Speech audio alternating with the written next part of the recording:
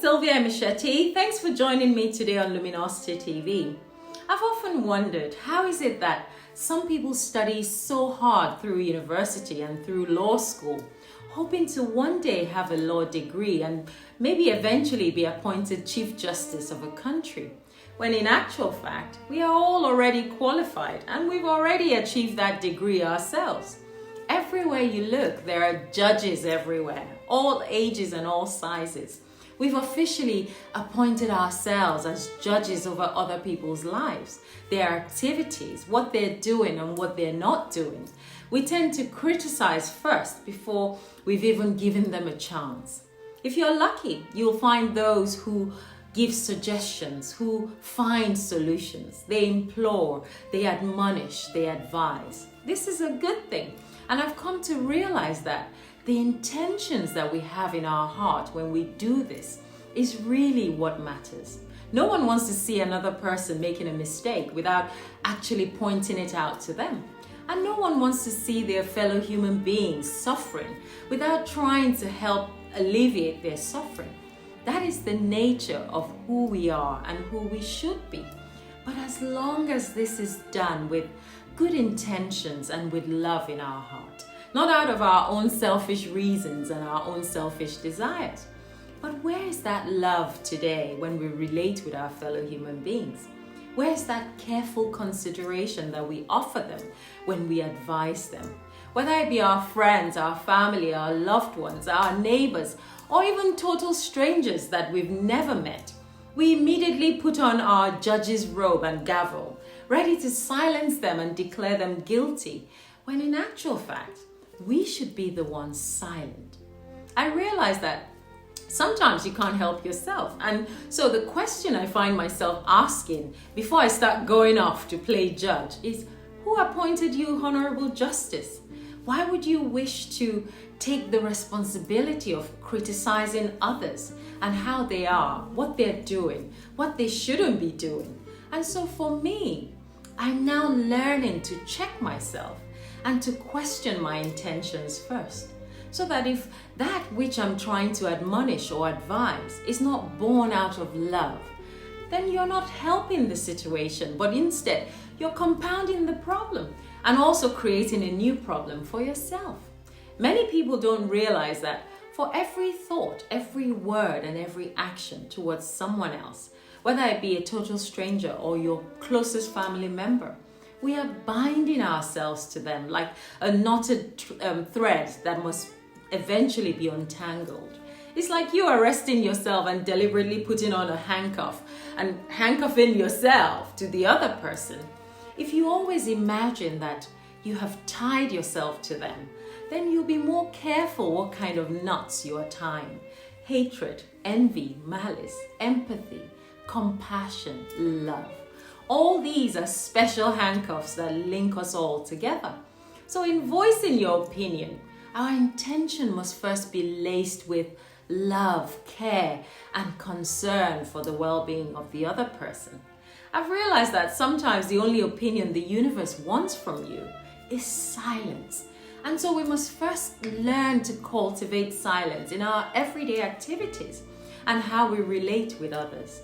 If your voice will not improve or enhance the silence, then it is always better to be quiet. As we begin to find our maturity and embark on our spiritual journey, we need to be more conscious of how we make others feel, so that even when we are severe with our advice, it is still voiced with a loving undertone. Why is she with him? He's too old for her. She's too young for him. Who appointed you judge? Do you know the unseen threads that bind them together? Do you know the karmic agreements that they signed even before they got here? So why are you interfering? We judge everyone around us, and many times we convince ourselves that it is for their own good, when deep down it is actually for our own good or our own selfish reasons. Our children, for instance, are the biggest victims. Your child comes to you and says, well, I want to be an actress. You're like, no chance. Do you know the reputation that actresses have? They have to sleep with directors to get roles. How do you know that being an actress and going through that experience is not what she needs for her spiritual growth. Your son comes to you and says, "Dad, I want to be an artist." Huh? No way. Artists don't make any money these days. Have you seen the museum? It's full of lots of artworks. And yet there's so many broke artists on the streets. You should go to Harvard and study law.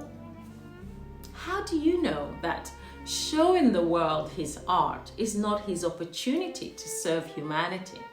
We stifle and suppress those we love with all of our opinions about how they should be.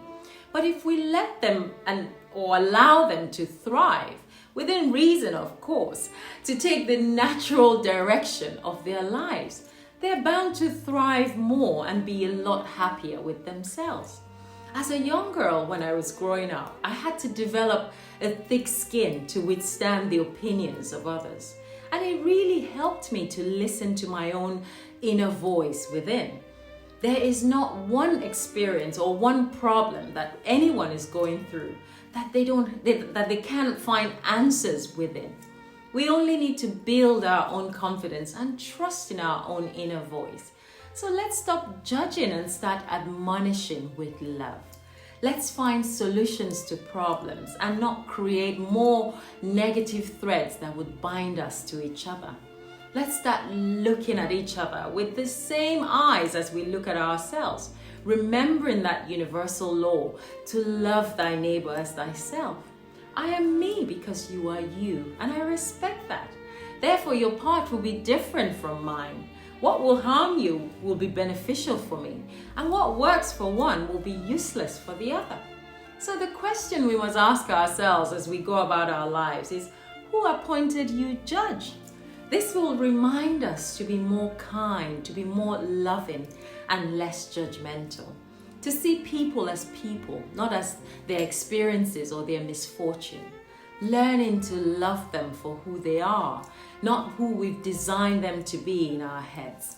Giving them room for improvement in their own lives, which will come to them at their own appropriate time. Remember, the horse will follow you to the river, but you can't make it drink. And so because we love our friends and our families, we constantly feel that we are entitled to make them better. We want them to be a certain way, in a way that would be more appealing, more acceptable. But what we are really doing is giving a clear signal to the universe that they've sent us someone broken, someone that's incomplete, someone ordinary, someone that's not enough. But we live in an imperfect world. If we had it complete, we would all be perfect human beings. And that doesn't exist in this part of the world. So let's be kind to each other, so that when next you catch yourself wearing your judge's robe, remove it and meet that person with love in your heart. Because tomorrow it could be you in their shoes, and those shoes might really hurt. Until next time, bye for now.